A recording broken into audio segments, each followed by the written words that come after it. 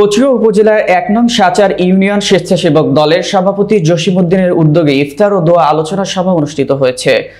এ সময় উপস্থিত ছিলেন কচুয়া উপজেলা ছাত্র দলের সাবেক সাধারণ সম্পাদক ইব্রাহিম সরকার, সাচার ইউনিয়ন যুব দলের যুগ্ম সাধারণ সম্পাদক মোহাম্মদ আলম প্রধান, ইউনিয়ন স্বেচ্ছাসেবক দলের ভারপ্রাপ্ত সাধারণ সম্পাদক মোহাম্মদ আজহারুল ইসলাম নাহিদ, ইউনিয়ন ছাত্র দলের সাবেক সভাপতি বিল্লাল হোসেন, ইউনিয়ন ছাত্র দলের প্রচার সম্পাদক মোহাম্মদ শাকিল, ইউনিয়ন স্বেচ্ছাসেবক দলের সদস্য বাশার ইসলাম,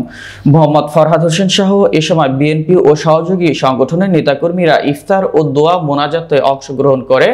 পরে সাবেক শিক্ষা প্রতিমন্ত্রী ও সাবেক সংসদ সদস্য ডক্টর আনম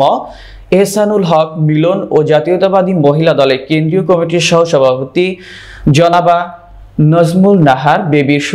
সুস্থতার জন্য বিশেষ দোয়া ও মোনাজাত করা হয়। দোয়া ও মোনাজাত পরিচালনা করেন মাওলানা ফয়সাল আহমেদ।